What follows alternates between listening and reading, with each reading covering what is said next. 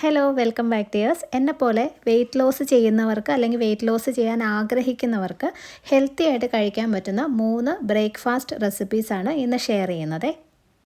ഇത് വളരെ ഹെൽത്തിയും നല്ല ഫില്ലിങ്ങും ആയിട്ടുള്ളൊരു ബ്രേക്ക്ഫാസ്റ്റ് സ്മൂത്തിയാണ്. അപ്പോൾ ഒരു പാനിലോട്ട് 1.5 കപ്പ് വെള്ളം ഒഴിച്ചു. അതിനകത്തേക്ക് ഒരു 2 സ്പൂൺ റാഗിപ്പൊടി ഇട്ട് കൊടുക്കാം. കട്ടയൊന്നും ഇല്ലാതെ ഒന്ന് മിക്സ് ചെയ്തിട്ട് ഒരു മീഡിയം ഫ്ലെയിമിലിട്ട് നല്ലപോലെ ഒന്ന് കുറുക്കിയെടുക്കണം.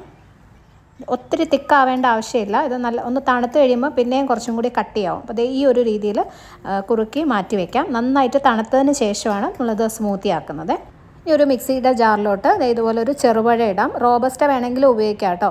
ഒരു ഫുൾ റോബസ്റ്റ ഇട്ടാലും കുഴപ്പമൊന്നുമില്ല. പക്ഷേ ഞാൻ അധികം മധുരം വേണ്ടാന്ന് വിചാരിച്ചപ്പോഴും ഒരു ചെറുപഴം മാത്രമേ എടുക്കാറുള്ളൂ. അതിൻ്റെ കൂടെ 2 ഡേറ്റ്സും കൂടി ഇട്ടിട്ടുണ്ട്. ഡേറ്റ്സിൻ്റെയും അളവ് കൂടണ്ട, 2 എണ്ണം മതി.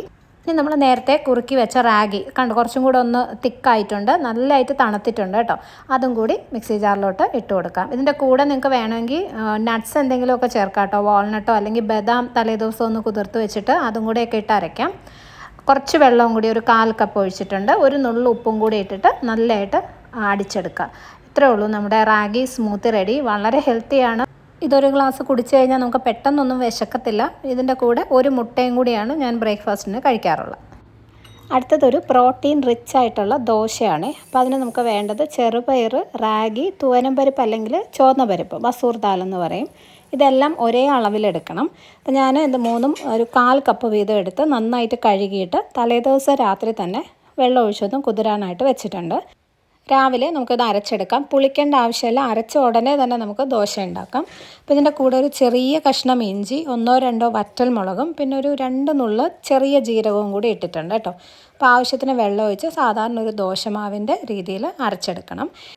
അപ്പോൾ ഇതിനകത്തോട്ട് ആവശ്യത്തിന് ഉപ്പും ചേർത്ത് നമുക്ക് ദോശ ഉണ്ടാക്കാം. ഇത് ഒരു വെയിറ്റ് ലോസ് റെസിപ്പി ആയിട്ട് മാത്രമല്ല കേട്ടോ, സാധാ ദോശയ്ക്ക് പകരമായിട്ട് നമുക്കൊരു ബ്രേക്ക്ഫാസ്റ്റായിട്ട് ഉണ്ടാക്കാവുന്നതാണ്. പിന്നെ വെയിറ്റ് ലോസ് ചെയ്യുന്ന സമയത്ത് എല്ലാത്തിൻ്റെയും നമ്മൾ കഴിക്കുന്നതിൻ്റെ അളവ് വളരെ പ്രധാനമാണ്. അപ്പോൾ അത് ശ്രദ്ധിച്ച് തന്നെ കഴിക്കുക. ഹെൽത്തി ആണെന്ന് വിചാരിച്ച് നമ്മൾ അധികമായാൽ അമൃതം വിഷമെന്നാണല്ലോ. പിന്നെ ഇതിൻ്റെ കൂടെ സാമ്പാറൊക്കെ ഉണ്ടെങ്കിൽ അതിൻ്റെ ആ ഒരു വെജിറ്റബിൾസൊക്കെ പച്ചക്കറികളൊക്കെ നിറയെ എടുത്ത് കഴിക്കുകയാണെങ്കിൽ ഒരെണ്ണം തന്നെ നമുക്ക് ധാരാളമായിട്ട് വയറ് നിറയും കേട്ടോ. അടുത്തതൊരു ഓട്സ് കുറുക്കിയതാണ്. ഇതൊക്കെ എല്ലാവരും ഉണ്ടാക്കുന്നതായിരിക്കും. പക്ഷേ ഞാൻ ചെയ്യുന്നൊരു രീതി നിങ്ങളുമായിട്ട് ഷെയർ ചെയ്യുന്ന കേട്ടോ. അപ്പോൾ അതിനാദ്യം നമുക്ക് വേണ്ടത് ചിയാ സീഡാണ്. ചിയാ സീഡിൻ്റെ ബെനിഫിറ്റ്സ് പറയുകയാണെങ്കിൽ ഒത്തിരി ഉണ്ട്. വെയിറ്റ് ലോസിന് മാത്രമല്ല, നമ്മുടെ ഡൈജഷന്, ഹാർട്ടിന് ഒത്തിരി ആൻറ്റി ഓക്സിഡൻസ് ഒക്കെയുള്ള ബ്ലഡ് ഷുഗറൊക്കെ കൺട്രോൾ ചെയ്യാൻ ഹെൽപ്പ് ചെയ്യുന്നതാണ് ഈ ചിയാ സീഡ്. പക്ഷേ എല്ലാം കഴിക്കുന്നതിനൊരു ലിമിറ്റഡ് അളവ് വേണം. നല്ലതാണെന്ന് വിചാരിച്ച് ഒരുപാട് കഴിക്കരുത്. ഞാനിത് ആഴ്ചയിൽ ഒരു 3 ദിവസമൊക്കെയാണ് കഴിക്കാറുള്ളത്. അതും ഒരു 1/4 ടീസ്പൂൺ വെച്ച് കേട്ടോ. അപ്പോൾ ഒരു 1/4 ടീസ്പൂൺ ചിയാ സീഡ് ഇച്ചിരി വെള്ളത്തിലൊന്ന് കുതിരാനായിട്ട് വെച്ചിട്ടുണ്ട്. 10 മിനിറ്റ് വേണം. ഇനി ഓട്സ് വേവിക്കാനായിട്ടൊരു പാനിലോട്ട് 1 കപ്പ് വെള്ളം ഒഴിച്ചു. അതിൻ്റെ കൂടെ 2 ഡേറ്റ്സ് ഇട്ട് കൊടുക്കാം. ഡേറ്റ്സിൻ്റെ അളവ് കൂടണ്ട. അത് ചെറിയ കഷ്ണങ്ങളായിട്ട് മുറിച്ചാണ് ഇടുന്നത്. അപ്പം നന്നായിട്ട് ഇത് വെന്ത് വരുന്ന സമയത്ത് ഓട്സിൽ ആ ഡേറ്റ്സിൻ്റെ നല്ലൊരു ടേസ്റ്റ് ഉണ്ടാവും. നമുക്ക് മധുരം ഇല്ലാണ്ട് ഓട്സ് കഴിക്കാൻ ബുദ്ധിമുട്ടുള്ളവർക്ക് ഇത് നല്ലൊരു ഓപ്ഷനാണ്. ഇനി ഇതിനകത്തോട്ട് 2 സ്പൂൺ ഓട്സ് ഇട്ട് കൊടുക്കാം. ഇത് പെട്ടെന്ന് വേവുന്ന ടൈപ്പ് ഓട്സാണ് കേട്ടോ. അതുകൊണ്ടാണ് 1 കപ്പ്. ഇനി ഇച്ചിരി വേവ് കൂടുതലുള്ളതാണെങ്കിൽ കൂടുതൽ വെള്ളം ഒഴിക്കേണ്ടി വരുമേ. ഇനി ആവശ്യത്തിന് ഉപ്പും കൂടി ഇട്ട് കൊടുക്കുക. ഉപ്പ് നിർബന്ധമായിട്ടും ചേർക്കണം കേട്ടോ. ആ ഡേറ്റ്സിൻ്റെ ഒരു മധുരവും ഉപ്പും കൂടെ ഒരു ഉപ്പ് രസവും കൂടി മിക്സ് ചെയ്ത് വരുന്നതാണ് ഇതിൻ്റെ ഒരു ടേസ്റ്റ്. നന്നായിട്ടൊന്ന് മിക്സ് ചെയ്തിട്ട് കുക്ക് ചെയ്യാനായിട്ട് വെക്കാം. ഇത് ഞാൻ കുറച്ച് നല്ല കുറുകിയിരിക്കുന്ന രീതിയിലാണ് ഉണ്ടാക്കുന്നത്. നിങ്ങൾക്ക് കുറച്ചുകൂടെ ലൂസായിട്ട് വേണമെന്നുണ്ടെങ്കിലും വെള്ളത്തിൻ്റെ അളവ് കൂട്ടിക്കൊടുത്താൽ മതി. പെട്ടെന്ന് വേവും.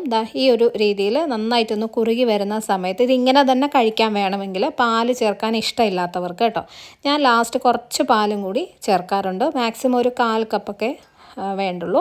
നല്ല പോലെ ഒന്ന് മിക്സ് ചെയ്തെടുക്കുക. ഇതിപ്പോൾ നല്ല കുറുകിയിരിക്കുന്ന ഒരു രീതിയിലാണ് ഉള്ളത്. അതും കൂടെ ഒന്ന് ചെറുതായിട്ട് തിളച്ച് കഴിയുമ്പോൾ ഒരു പാത്രത്തിലോട്ട് മാറ്റാം. എന്നിട്ട് ലാസ്റ്റ് നമ്മൾ ആദ്യം കുതിർത്ത് വെച്ച ആ ചിയാ സീഡ് ഉണ്ടല്ലോ, അതും കൂടെ ഇട്ട് മിക്സ് ചെയ്തെടുക്കുക. ഇതിനകത്തോട്ട് നിങ്ങൾക്ക് വേണമെങ്കിൽ നട്ട്സൊക്കെ ഇടാം കേട്ടോ. ബദാമൊക്കെ ഒന്ന് ചെറുതായിട്ട് കട്ട് ചെയ്ത് ചേർക്കാം. ആപ്പിളോ പോമോഗ്രാനറ്റോ ഒക്കെ ചേർത്ത് കഴിക്കാനും നല്ല ടേസ്റ്റുമാണ്, അതുപോലെ നല്ല ഹെൽത്തിയുമാണ്.